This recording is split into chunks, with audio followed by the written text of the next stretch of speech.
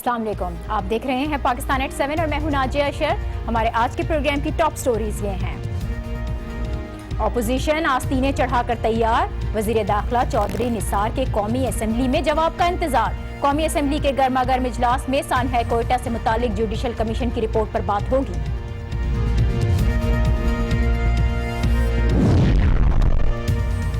और चेहरे बदल गए, पीपल्स पार्टी नहीं बदली। आईजी सिंध एडी ख्वाजा को जबरी रुखसत पर क्यों भेजा गया, प्रोग्राम में इस पर भी बात होगी।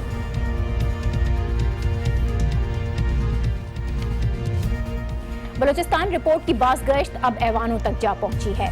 पार्लियामेंट में पिछले हफ्ते तक पनामा का हंगामा बरपा था और आज से बलूचिस्तान रिपोर्ट पर बात शुरू होने का इम्कान है। गर्मा गर्म इजलास की तवक्को की जा रही है। सुबह से ही इस इजलास का बेसब्री से इंतजार हो रहा है, जो कि शुरू हो चुका है। पीटीआई मामले पर बहस के लिए तहरीक इल्तिवा पहले से जमा करा चुकी है और अब तो इस इशू पर ऑपोजिशन एक हो गई है। पीपल्स पार्टी और पीटीआई अराकीन का इजलास हुआ, जिसमें यह फैसला किया गया कि दोनों जमातें इस मामले पर एक मौकिफ अपनाएंगी। हुकूमत की बात करें तो वजीर दाखिला चौधरी निसार पहले ही कह चुके हैं कि वो सानहा कोयटा पर जुडिशल कमीशन की रिपोर्ट से मुतालिक तमाम इल्जामात का हर फोरम पर दिफा करेंगे, जवाब देंगे। और उन्होंने हफ्ते को प्रेस कॉन्फ्रेंस के दौरान इस रिपोर्ट पर अपना रद्द-ए-अमल भी दिया था। जस्टिस काजी फाइज ईसा की ये रिपोर्ट, इसको एकतरफा करार दिया उन्होंने और उन सवालात का जिक्र किया था जो उनसे सानहा कोयटा की तहकीकात के दौरान जुडिशल कमीशन की जानिब से पूछे गए थे। मौलाना यूसुफ लुधियानवी से मुलाकात और दिफाए पाकिस्तान काउंसिल को इस्लामाबाद में जलसे की इजाजत से मुतालिक भी उन्होंने वजाहत पेश की थी। पीटीआई और पीपल्स पार्टी पर सवालात उठाए थे कि उन्होंने अपने सूबों में नेशनल एक्शन प्लान पर कितना अमल किया। वजीर दाखिला की गुफ्तगू के कुछ हिस्से पहले आपको सुनवाते हैं। मुझे ये बार बार कहा गया, आज भी कहा गया प्रेस कॉन्फ्रेंस न करें, मगर जब मैंने ये कहा कि फिर मैं इस्तीफा देके करूंगा तो फिर अब बात आगे बढ़ी। मेरे लिए वजारत अहम नहीं है, मेरे लिए मेरी इज्जत अहम है और मैं अपनी इज्जत का दिफा करूंगा और हिफाजत करूंगा।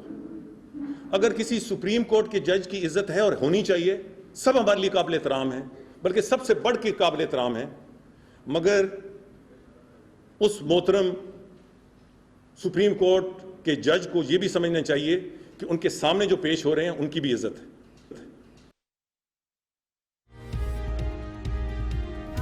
प्रेस कॉन्फ्रेंस जिसके कुछ हिस्से हमने आपको सुनवाए, हफ्ते को इस्लामाबाद में की गई थी और आज अब वो असेंबली पहुंच चुके हैं। कौमी असेंबली से मुखातिब होंगे, अपना दिफा करेंगे।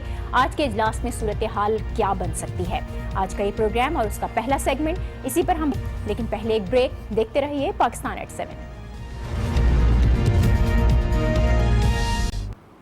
Welcome back. कौमी असेंबली का इजलास जारी है। पीटीआई ने सानहा कोयटा पर जुडिशल कमीशन की रिपोर्ट पर बहस के लिए तहरीक इल्तिवा जमा करा रखी है और उम्मीद की जा रही है कि वजीर दाखिला चौधरी निसार भी इस इजलास से खिताब करेंगे तो वो अपना दिफा करेंगे और वो जवाब भी देंगे। इस अहम इजलास की कार्रवाई पर ही बात करेंगे। सीनियर तज्ज़ियाकार जाहिद हुसैन साहब हमारे साथ हैं।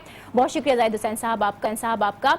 बलूचिस्तान रिपोर्ट में बेसिकली नेशनल एक्शन प्लान पर सवालात उठाए गए हैं, उन इक़दामात की निशानदेही हुई है जिन पर काम होना चाहिए था लेकिन नहीं हुआ। और उसके बाद हमने ये देखा कि रिपोर्ट आने के बाद जो खामियां थी उसको दूर किया जाता, लेकिन उसके बजाय ब्लेम गेम सा शुरू हो गया है। पीटीआई और पीपल्स पार्टी इसे सियासी और चौधरी निसार साहब इसे ज़ाती मसला बनाए हुए हैं। आप क्या समझते हैं कि क्या इस कमीशन की जो सिफारिशात हैं उसका हाल भी जो माजी की सिफारिशात थी या माजी के जो कमीशन बनते रहे उसी तरह होगा या कोई रिजल्ट निकल सकता है इस रिपोर्ट का? मुझे नहीं लगता है कि कोई इसका नतीजा निकलेगा, क्योंकि हमने माजी में भी देखा है कि इस किस्म के कमीशन बनते रहे और उसके बाद वो फिर कोल्ड स्टोरेज में दाखिल कर दिए जाते हैं।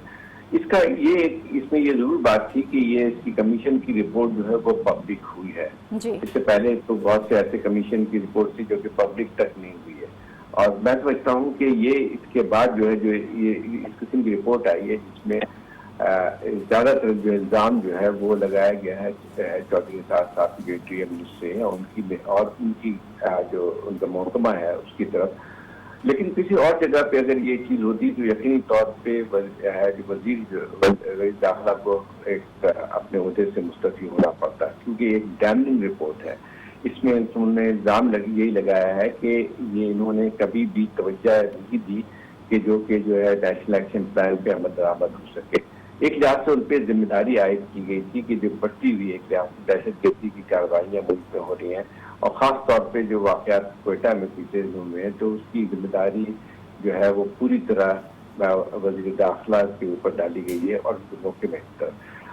لیکن مجھے نہیں لگتا ہے کہ جو ہے وہ اس پہ کوئی استعفیٰ دینے کے لیے موڈ میں ہے, نہ ہی یہ چاہتے ہیں, نہ ہی حکومت ایسا کرنا چاہتی ہے. اچھا زاہد صاحب, اس میں ایک اور پہلو بھی ہے, وہ یہ کہ 18ویں ترمیم کے بعد سے صوبے اپنے معاملات میں ظاہر آزاد ہیں اور نیشنل ایکشن پلان پر عمل کرانا صرف وفاق کا تو کام نہیں ہے بلکہ تمام صوبوں کی ذمہ داری بھی ہے. تو اگر نیشنل ایکشن پلان پر عمل نہیں ہوا تو یہ ناکامی تو پیپلز پارٹی اور پی ٹی آئی کی بھی ہے, وہ ذمہ داری قبول کرنے کے لیے تیار کیوں نہیں نظر آ رہی دونوں جماعتیں؟ ایک تو یہ بات آپ کی صحیح ہے کہ ذمہ داری سب پہ عائد ہوتی ہے, سب پہ جو ہے ان کی, کیونکہ جو ہے ایک لحاظ سے دیکھا جائے تو ایپیکس کمیٹی بھی بنی ہوئی تھی جس کا کام یہ تھا کہ اس کی ایک لحاظ سے مانیٹرنگ کی جائے جو کہ اقدامات کیے جا رہے ہیں, اور اس میں ایک لحاظ سے دیکھا جائے تو یہ یقینی طور پہ زیادہ ذمہ داری جو ہے وہ پرائم منسٹر کی طرف سے آتی ہے, کیونکہ وہ ان کی ایک لحاظ سے سمجھا جاتا تھا کہ وہ اس کو ایک لیڈ کر رہے ہیں اس چیز کو. لیکن یہ بات بالکل صحیح ہے کہ اور لوگوں پہ بھی ذمہ داری آتی ہے, ایک سیکورٹی ایجنسیز پہ بھی اس کی ذمہ داری آتی ہے کہ جو ہے انہوں نے پوری طرح اپنے جو بھی ایک ذمہ داری تھی اس کو پورا نہیں کرنے میں ناکام رہے. لیکن دیکھیں ایک بات یہ چیز, کسی ایک کو جو ہے اس کا ایک ذمہ داری قبول کرنی پڑتی ہے. یہ کہنا کافی نہیں ہے, کیونکہ جو اس میں واضح طور پہ جو ہے جو اس رپورٹ میں جو بات آئی ہے اس میں انٹیریئر منسٹر صاحب کی بہت ساری ایسی چیزوں کی نشاندہی کی گئی ہے جس میں یہ بھی کہا جاتا رہا ہے کہ یہاں سے کہ باوجود تمام تر کوششوں کے بہت ساری ایسی جو تنظیمیں کالتن تنظیمیں تھیں ان کو جو ہے وہ نوٹیفائی نہیں کیا گیا, یا ان کے ساتھ ان کے لیڈران کے ساتھ جو ہے وہ منسٹر صاحب بیٹھے ہوتے تھے, ان کے ساتھ میٹنگ کر رہے ہوتے. تو یہ خاصی ایک شدید تنقید تھی. تو میں سمجھتا ہوں کہ ٹھیک ہے ذمہ داری تو سب پہ آتی ہے, لیکن ایک جو ہے سب سے زیادہ ذمہ داری جو ہے وہ تو فیڈرل منسٹر پر ہی آتی ہے. اچھا, اس کے علاوہ اس کمیشن کی جیسے یہ رپورٹ آئی اس کے بعد آج جسٹس ریٹائرڈ جاوید اقبال صاحب نے ایبٹ آباد کمیشن کی رپورٹ کو بھی منظر عام پر لانے کا مطالبہ کیا ہے.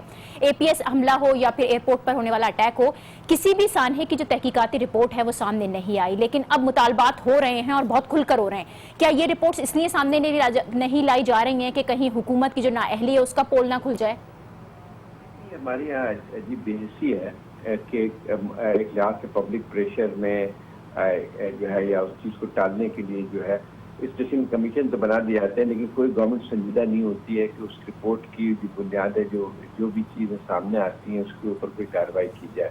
اور میرا خیال یہ ہے کہ صحیح بات کی ہے جسٹس جاوید اقبال نے کہ جو ہے ایبٹ آباد میں جو اسامہ بن لادن کے اوپر کارروائی ہوئی اس کے اوپر جو ہے رپورٹ آنی چاہیے اور باہر اس کو جو ہے وہ پبلک میں لانی چاہیے. ابھی 3 سال کا عرصہ ہو گیا ہے اور ایسا معلوم ہوتا ہے کہ وہ کمیشن بنا تو دیا گیا ہے جو ہے خانہ پوری کرنے کے لیے جو ہے, لیکن اس کی جو بھی فائنڈنگ تھی اس کو لانے سے حکومت کی سی بات نہیں آتی ہے. میرے خیال کے اور اداروں کی بھی اس میں جو ہے ناکامی نظر آتی ہے. بہت شکریہ زاہد حسین صاحب, سینئر تجزیہ کے ساتھ تھے اور سنجیدگی کی ضرورت ہے اس بات پر بھی وہ زور دے رہے تھے. اور ذمہ داری ویسے تو سب کی بنتی ہے لیکن فیڈرل منسٹر کی بنیادی ذمہ داری ہے. یہاں پر ہم ایک بریک لے رہے ہیں اور اس بریک کے بعد بات کریں گے کہ چہرے تو بدل گئے لیکن پیپلز پارٹی اب تک نہیں بدلی. ہمارے ساتھ رہیے.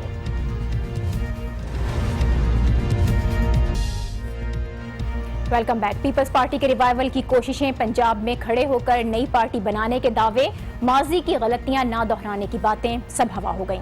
آئی جی سندھ اے ڈی خواجہ کی جبری رخصت کے بعد یہ بات صاف ہے کہ سندھ میں چہرے بدلے ہیں لیکن پیپلز پارٹی نہیں بدلی. اقربا پروری, جی حضوری, سفارش کا کلچر اب بھی عروج پر نظر آتا ہے.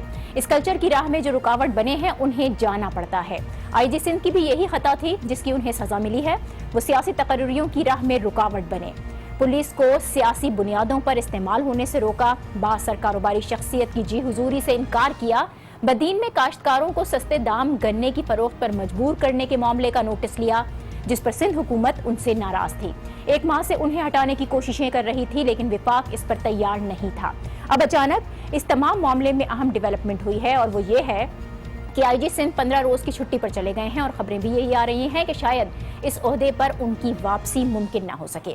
یہاں یہ بات بھی اہم ہے کہ فیصلے سابق صدر آصف علی زرداری کی وطن واپسی کے اعلان اور سندھ کابینہ کی دبئی روانگی کے بعد ہوئے ہیں. یہ تمام تر ماجرا ہے کہ اس پر ہم بات کریں گے. آج نیوز کے کورسپونڈنٹ خاور حسین ہمیں جوائن کر رہے ہیں.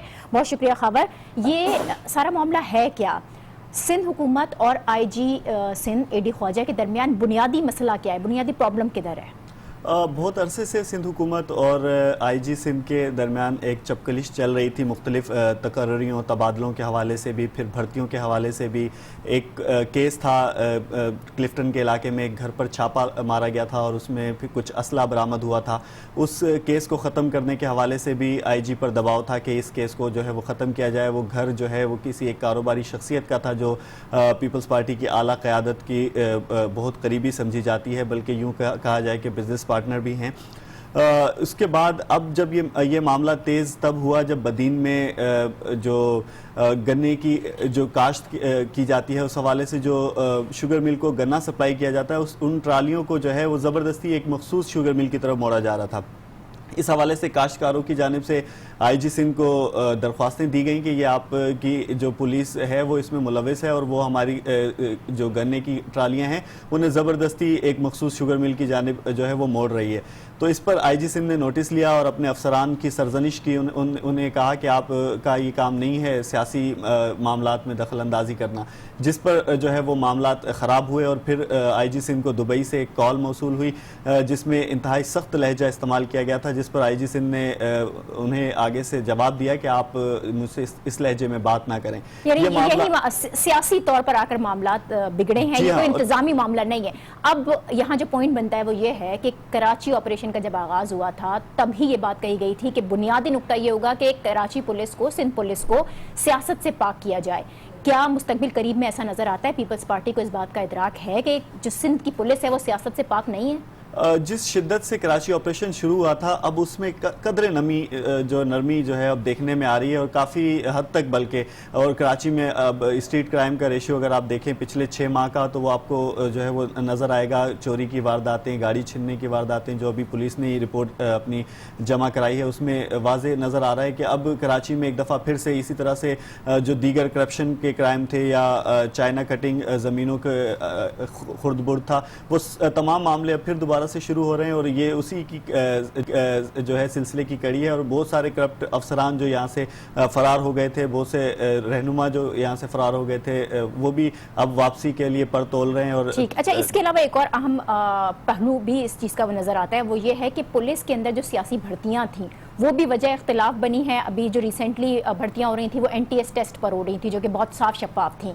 क्या एडी ख्वाजा सियासी भर्तियों के खिलाफ थे? बिल्कुल, जैसे मैंने पहले कहा कि तकर्रियाँ और तबादले भी थे, क्योंकि इस तरह होता है कि सिंध में जो MNA या MPA होता है या वडेरा होता है जो पीपल्स पार्टी का हिमायती होता है, वो अपनी मर्जी से अफसरान जो है वो अपने इलाकों में जो है वो तैनात कराता है। तो एडी ख्वाजा एक बड़ी रुकावट थे इन तकर्रियों और तबादलों में भी। और फिर हाल ही में उन्होंने जो पुलिस में जो भर्तियाँ हुई उसके लिए उन्होंने NTS का तरीक़ाकार जो है वो अपनाया और उस पर जो है वो पीपल्स पार्टी की क़यादत और वडेरों को जो है वो बहुत ज़्यादा जो है तहफ़्फ़ुज़ात थे, क्योंकि इससे पहले जितने भी सिफारशी जो है पुलिस में भर्ती होते थे तो वो इन्हीं जो रहनुमाओं की जो है सिफारिश पे भर्ती होते थे। तो ये उनके लिए एक बड़ा चैलेंज था कि जो एडी ख्वाजा जो हैं वो उनकी बात नहीं मान रहे थे। तो मुझे लगता है कि ये इसी का।